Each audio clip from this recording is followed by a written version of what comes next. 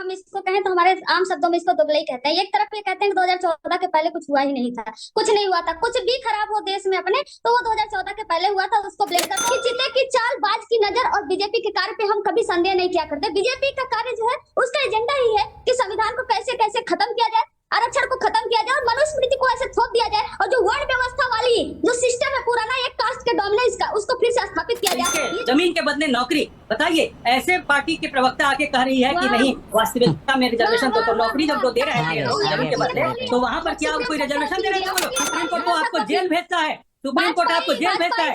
लालू यादव सजा याफ्ता है, जेल में जाने वाले नेता के प्रवक्ता है आप, जेल सजा याफ्ता नेता के प्रवक्ता है। नौकरी के बदले जमीन में आरक्षण था क्या? जवाब दीजिए, जवाब दीजिए। पहले एक प्रश्न था मेरे एक प्रश्न का जवाब। जय श्री राम दोस्तों, विपक्ष को मुद्दा चाहिए और आरक्षण विपक्ष का मुद्दा बना हुआ है, पर कुछ ऐसी जगह तो छोड़ देनी चाहिए जिसमें आरक्षण ना हो, जिसकी भर्ती योग्यता के अनुसार हो, जिसमें योग्यता हो उसकी नियुक्ति हो, चाहे वो किसी भी वर्ग से आता हो, तभी तो योग्य लोग आगे आ पाएंगे। पर विपक्ष राजनीति कैसे करेगा, इसी पे जोरदार डिबेट जिसमें आरजेडी के प्रवक्ता कंचना यादव की हुई बेइज्जती। आइए देखते हैं जोरदार डिबेट। ये प्रशासनिक सुधार आयोग के द्वारा ही बताया गया था और मजेदार बात है कि ये 2005 में आया था, कांग्रेस पार्टी उस समय सरकार में थी, वीरप्पा मोइली उसको देख रहे थे और उन्हीं के नेतृत्व में ये सारी चीजें आई। आज कांग्रेस पार्टी जो है वो कह रही है कि देखिए इसमें आरक्षण, दुर्भाग्य इस देश का है कि सारी शिक्षा, सारी व्यवस्था जो है वो आरक्षण के खांचे में डाल करके जब आप विश्लेषण करना शुरू कर देंगे तो ये सारी दिक्कतें आएंगी। ये आप नहीं देख रहे हैं कि उसमें कोई ये तो नहीं कहा गया है कि कल जाकर के यदि SC ST और किसी अन्य कम्युनिटी से यदि कोई वहां पर अप्लाई करता है तो उसे उसमें मिलेगा नहीं। 63 जो अपॉइंटमेंट हुए हैं, जो पहले ज्वाइंट सेक्रेटरी लेवल पर जो अपॉइंटमेंट हुए हैं उसमें भी सारे लोग जो अनारक्षित वर्ग से नहीं अपॉइंटमेंट हुए हैं। राहुल गांधी को और कांग्रेस पार्टी को यह जान लेना चाहिए, अपनी ही उन्हीं का ये दिया हुआ है, भारतीय जनता पार्टी की सरकार उसको आगे बढ़ाती है।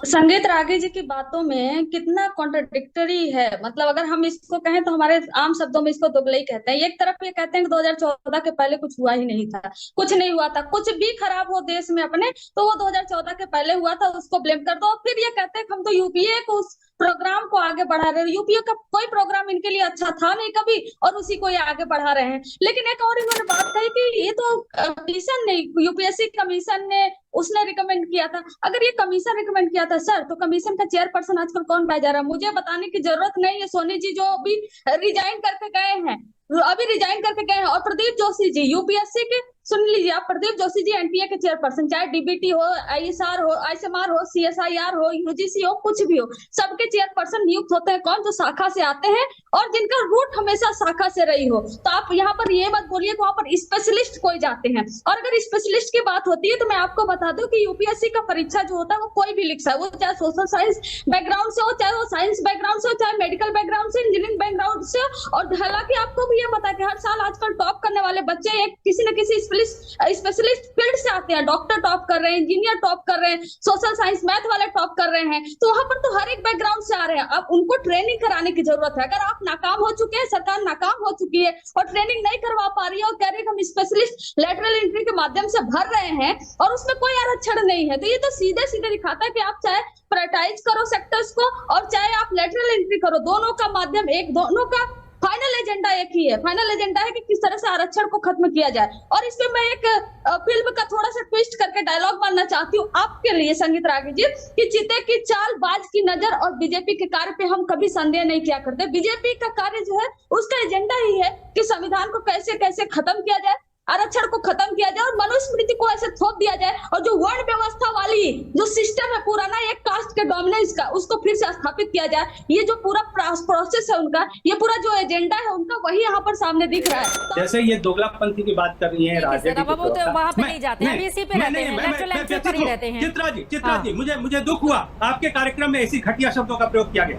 मैं इतना ही कहना चाहता हूँ कि जब पहले ये सारी चीजें हुई, रिजर्वेशन का जहाँ तक विषय है, अमिताभ सिन्हा जी एक मुद्दों मिनट, पे बात करिए। आप प्रवक्ता को क्या पता है कि जब मुद्दों से वो हटके नौकरी जो है जमीन के बदले देते हैं। आरजेडी, लालू यादव, तेजस्वी यादव सबों का नौकरी जो है वो इसके जमीन के बदले नौकरी। बताइए, ऐसे पार्टी के प्रवक्ता आके कह रही है कि नहीं, वास्तविकता में रिजर्वेशन तो नौकरी जब वो दे रहे थे जमीन के बदले, तो वहां पर क्या कोई रिजर्वेशन दे रहे थे वो लोग?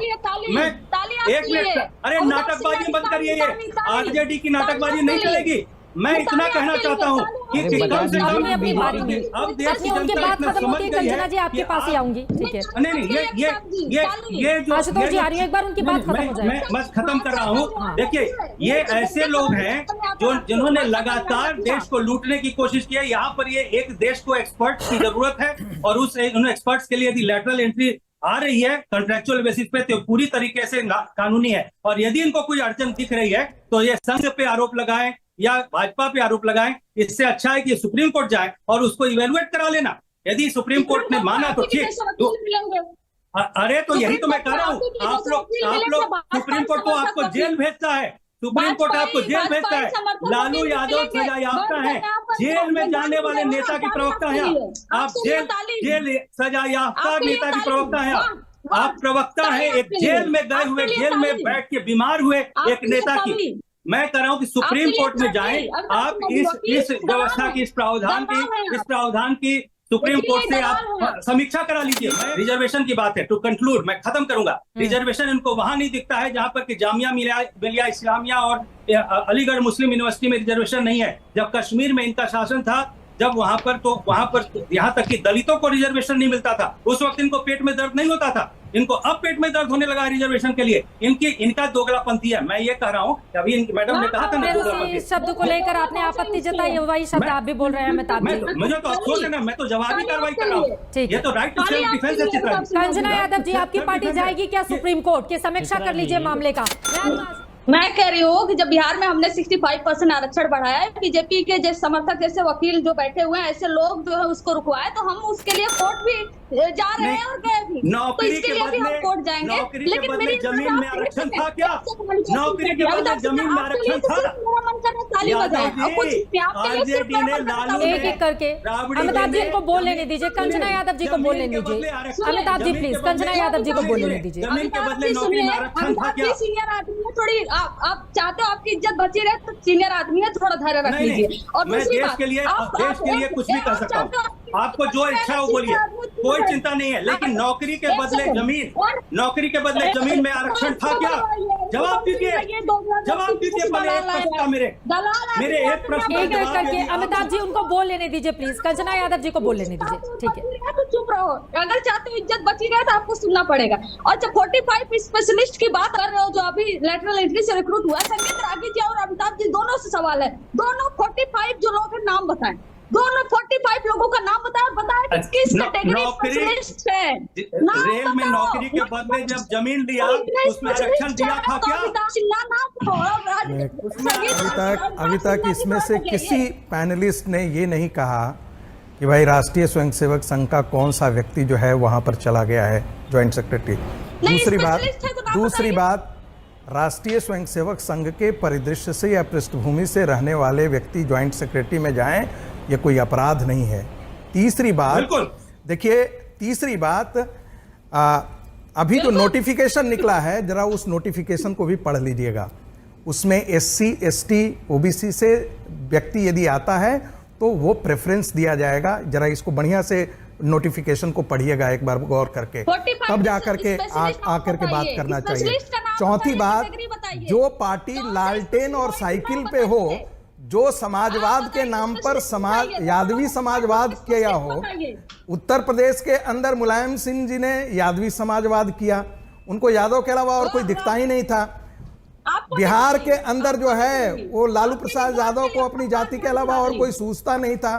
जब ऐसे समाजवाद और जो लालटेन और साइकिल के राज में हैं, उनको ये समझ में नहीं आएगा कि विशेषज्ञता की आवश्यकता क्या पड़ती है जब हम इस प्रकार के एडमिनिस्ट्रेशन में जाते हैं। इस डिबेट को लेकर आपकी क्या राय है, हमें जरूर बताएं। हमारे साथ जुड़े रहने के लिए चैनल को लाइक एंड सब्सक्राइब करना ना भूलें। Thank you so much.